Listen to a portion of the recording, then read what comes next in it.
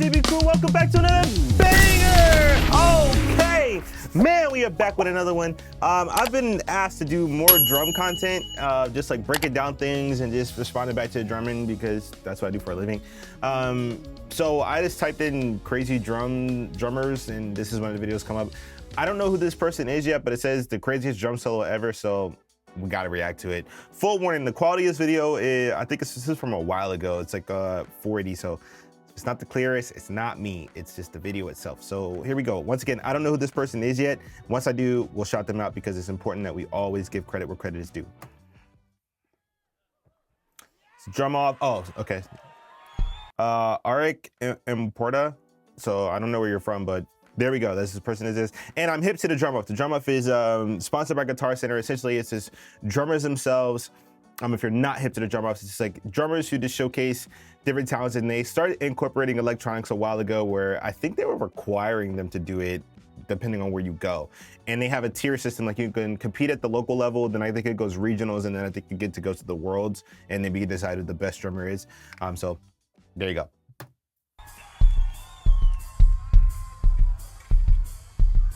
Is he doing, I mean, respect out of the gate, like, come on.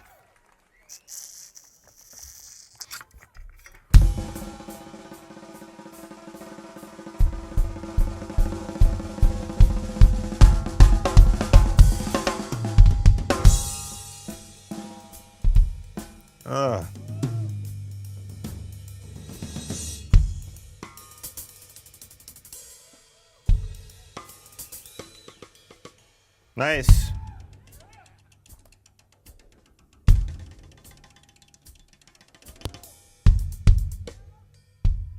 That's cool. Love it.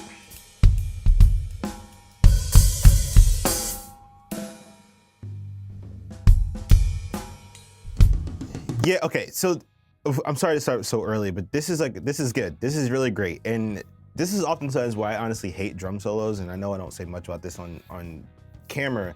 Drum solos are hard to do, and oftentimes, especially in the application where I'm in, where I'm playing behind an artist majority of the time, they don't really serve much purpose unless I'm trying to buy time in like a segue, but then I'd rather it be a band moment where we're still extending out whatever song we had, or we're transitioning into a song and we give like a guitar solo or just like a band moment itself, or there's another way to do this versus to make the drummer do something, right?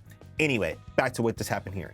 So when you are doing drum solos, you kind of have to keep things captivating. There's a couple of different ways to do that. The first way is he's doing a really good job is that you have to use every aspect of what your drumming is, or what the drums allow, the cymbals allow, as well as showmanship. And what I mean by drums and cymbals, that meaning on a cymbal, you have to use every aspect of from the edge all the way up to the bell. You have to use every part of that to get different colors, which keeps the listener engaged, like, oh, that was a different sound. Oh, that was cool. How did he do that? Same thing with the drums. He's using rims, he's using the edges, he's going in and out of there, and you have to do these types of things. And even at the point where I just stopped, he was doing like this press point where you press into the head as you still play, and depending on how much pressure you add determines what pitch that is. You can control that on the fly, going in and out, and depending on how much pressure, which is a really cool way to doing this as well. His showmanship is great, and that reach over to get to the edge of the hi-hat, dirty move, bro. Love it.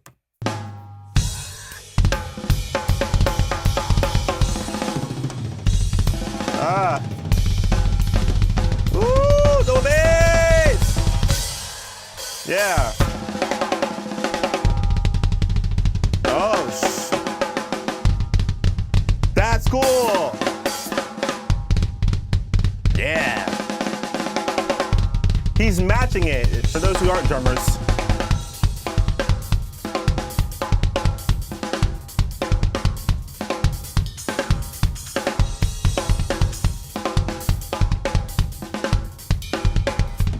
Did it again? Jesus.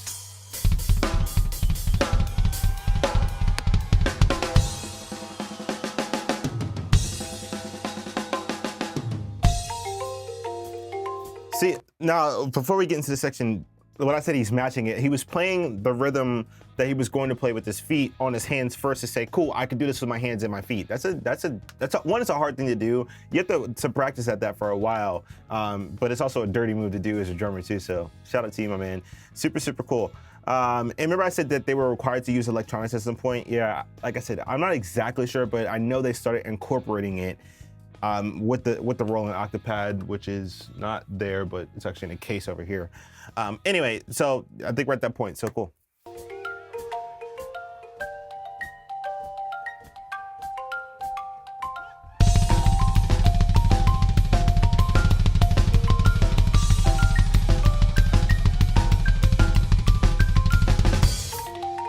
Yo, that's dirty.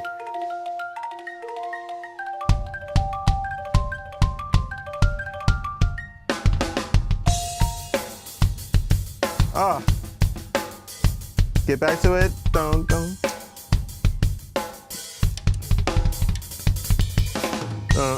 Yeah, nice. See, let's give him something to listen to.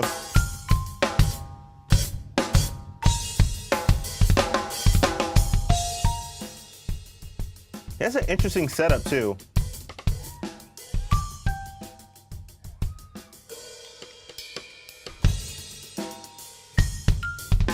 Nice, going to 16 to the triplets, nice.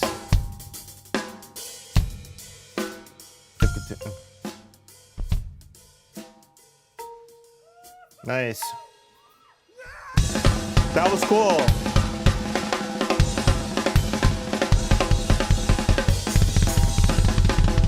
Across, love it.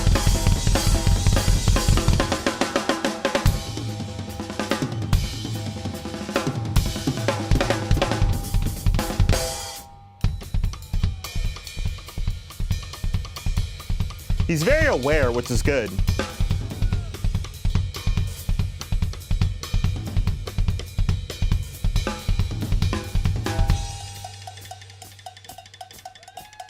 Yeah, all right, he's going to the section. So one thing I will give him, not one thing, he's doing an incredible job, is that he's pretty aware about his spatial awareness about where he's going. And to do some of the things he's doing, you gotta be pretty damn accurate and aware about where you are on the kit to do that. So one thing he's doing is getting to the edge of the cymbal with the stick pretty quickly too, and still getting not a crash, but actually getting the tone he's desiring out of that. That's just really good. That little forearm close, dirty. Also the grab on the hi-hat too, super nice. And I don't know if you caught that before you got into this like more dynamically up section of his solo, excuse me, is that he did a little bell on the Octopad, the electronics there, as well as he got to the cymbal. Nice touch, man. Super, super nice.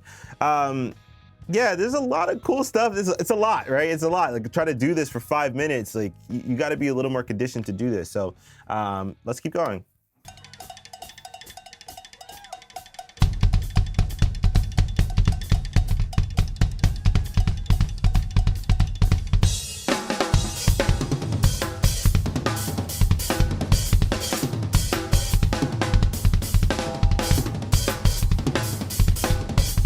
Okay, nice.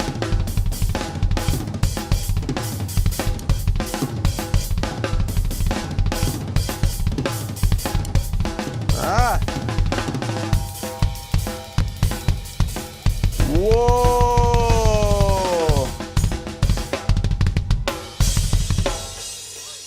Oh. No.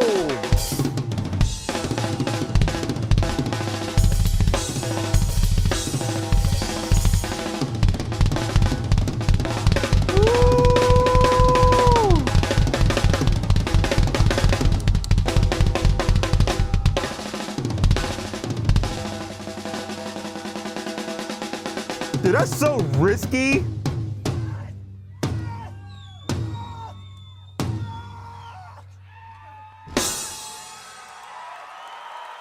Man, that jump is risky, bro. I ain't gonna hold you. I don't got no balls for that. I do not. Like, no. I don't have that much to prove. Also, no artist is gonna let me just jump on my stool. Like, what are you doing? But for this, that's cool. The dude's great. I mean, he's a super solid drummer, and to do stuff like this, you have to be a different kind of drummer. And drummers fall into a wide variety of categories and in a spectrum in those categories. But you gotta have these clinicians who they don't. And I'm not putting this guy in any way, shape, or form because this is only one video I've seen of him, so I don't know his style. I'm just saying these are kind of the categories. Is that when drummers, you kind of have the clinician, right? The clinician is the guy that isn't really known for playing behind an artist too much because they're so good at their instrument, they almost kind of get bored playing like what I do, which is kind of just like behind an artist, and you're playing a little more simple grooves, or you have to get locked into certain patterns, and you kind of have to stay into this box, right? And I'm not saying it's always like inside the box per se, but you have parameters where you can kind of drift this way a little bit and that way, but you can't go too far. When you're a clinician, you're allowed to go as far as you want to in either direction, and it's cool because everybody who's watching your performance is usually a musician, and they're digging what you're doing, they understand it, they're trying to translate it, or they're like, oh, I didn't think about doing it that way, so you're playing to an audience of musicians. What I do is support artists, and my job is to make the audience who are not musicians feel good and have a great time and dance and vibe, which oftentimes means it's a little more, not a little, it's a lot more simple in terms of musicality, but it's also different, right? I'm required to make it feel good at all times. That's a different skill and a different art in itself. And then obviously you have guys on different spectrums or people in general that are on different spectrums inside of those categories, but that's kind of where you fall into the professional realm. You're either like a clinician or like a product demo, that kind of person who's just like you're playing to musicians, or you're playing behind artists, and that's kind of your gig. But yeah, a lot of cool things he's doing. Like I said, the color of the timbres, the dynamic range he was covering, how you use every aspect of what you have there, even from his cowbells to rims to edges to middles to edges of cymbals, all the way to bells. Super nice to use electronics. Like I said, that one attention to detail, getting that bell as well as the cymbal, very nice. Also, another thing I liked is that he didn't solely rely on his double bass. He did show that he had single foot control as well. Yeah, I love that. I'm all for using whatever resources you have. And to be honest, no one gives a shit how you get there as long as you get there and you play it right. So yeah, shout out to you for showing your versatility, which is all about the drum off. I think I might do more of these. So comment below if you want to do more of these, and maybe I'll do like breakdowns of maybe some of the stuff that they do too. I don't know.